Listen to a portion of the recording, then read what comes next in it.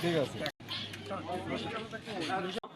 এ পর্যায়ে সমাপনী বক্তব্য রাখার জন্য আল্লাহ পাক রব্বুল আলামিন বান্দাদের জন্য অসংখ্য আহ্বান করেছেন। ডাক দিয়ে জাতীয়তাবাদী দল টিলিয়াস উপজেলার সভাপতি জনাব আলহাজ আমিনুল ইসলাম রাঙ্গা ভাই, সেশনগুলো আমাদের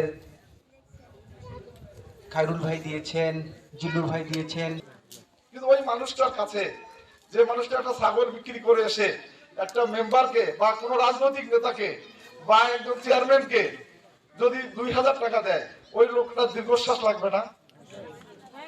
আমি সমস্ত রাজনৈতিক দলের নেতৃবৃন্দ, আমার দল সহ মেম্বার যারা আছেন, যারা এলাকার সুদীজন আছেন, মেহরবানি করে এই গরিব মানুষগুলার টেস্ট রিলিফ হোক, শিশু মাতার কার্ড হোক, আর এই আশ্রয় প্রকল্পের জায়গায় হোক, মেহরবানি করে এই জায়গা থেকে কোনো উৎকোচ গ্রহণ করবেন না। আপনি, আমি, আমরা সবাই মরবো। কিন্তু যদি এইরকম কোনো আমার দলের যদি কোনো মানুষ কারো কাছে টাকা নিয়ে ইয়ে করে দিয়েছে, কাকু ঘর দিয়েছে, এসিডেন্ট মধ্যে আছে, ট্রেনের মধ্যে আছে, অবশ্যই তাকে আমরা দল থেকে সাসপেন্ড করবো, অবশ্যই। এখানে যেহেতু একটা মসজিদের ভিত্তিপ্রস্তর আজকে অনুষ্ঠান করা হবে, উদ্বোধন করা হবে, সেজন্য আসলে আপনাদের মাঝে আসা।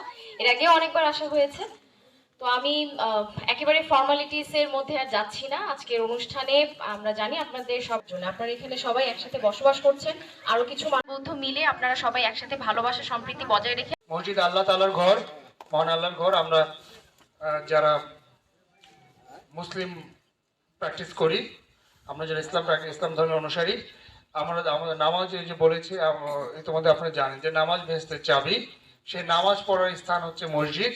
যিনি মসজিদে নামাজ পড়েন তার আসলে অন্য কোথাও নামাজ পড়ে ভালো লাগে না। শুধু মসজিদ আল্লাহর ঘর। বলা হয়ে থাকে যে কিয়ামতের দিন মসজিদ ঠায় দাঁড়িয়ে থাকবে, কিন্তু কিয়ামতে সবাই আল্লাহর কাছে উড়ে উড়ে যেতে থাকবে। তো সেই মসজিদ স্থাপন হতে যাচ্ছে, এটা একটি মহৎ কাজ। এই মহৎ কাজে সারথি হতে পেরে আমারও ভালো লাগছে, এবং বিশেষ করে আবারও আমি গণ অধিকার পরিষদকে আমি ধন্যবাদ জানাতে চাই। আমরা কিন্তু বলেছি এখানে প্রথমত ভূমিহীন হতে হবে। এই ভূমিহীন কিনা এই যাচাই বাছাইটা সবচেয়ে বেশি গুরুত্বপূর্ণ, সেটা কিন্তু করা হচ্ছে, অলরেডি হয়ে গিয়েছে। তারপরে যেটা বলতে চাই যে আর্থিক লেনদেন, কোনোভাবেই কোনো আর্থিক লেনদেনের সংশ্লেষ এখানে থাকতে পারবে না। আমরা ভূমিহীনদের ঘর দিব, আর্থিক লেনদেনের প্রশ্ন আসেই না। সুতরাং আর্থিক লেনদেন থাকতে হবে না। যদি আর্থিক সংশ্লিষ্টতা কেউ করে থাকেন, এক হচ্ছে যিনি আর্থিকভাবে লাভবান হতে চেষ্টা করবেন, তার ব্যাপারে তো আইনগত ব্যবস্থা নেওয়া হবেই। আপনারা যারা ঘর পাওয়ার জন্য আর্থিকভাবে কাউকে উৎকোচ দিবেন, আপনিও কিন্তু ঘর পাবেন না। একই পরিবারের একাধিক ব্যক্তি ঘরের জন্য আবেদন করবেন না,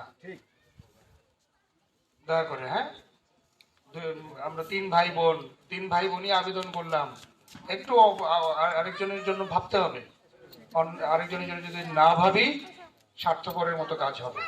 এটা করা যাবে না। আমরা এটাও যাচাই বাছাই করছি, একই পরিবারের একাধিক ব্যক্তিকে ঘর দেয়া যাবে না।